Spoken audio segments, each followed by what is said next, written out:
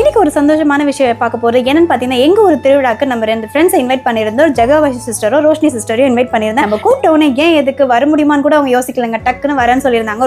ரொம்ப மனசுக்கு நிறைவா சந்தோஷமா இருந்தாங்க. குடும்பத்தோட சேர்ந்து நாங்க கோவிலை பார்த்துட்டு அப்படியே திருவிழாவில் என்ஜாய் பண்ணிட்டு அங்க இருக்கிற பட்டாசெல்லாம் பார்த்துட்டு அதுக்கப்புறமா நாங்க செட்டு போட்டு டான்ஸ் ஆடிட்டு இருந்தாங்க. அது எல்லாத்தையுமே பார்த்துட்டு எங்களுக்குமே என்ஜாய் பண்ற மாதிரி ரொம்பவே நிறைய விஷயங்கள் இருந்தது.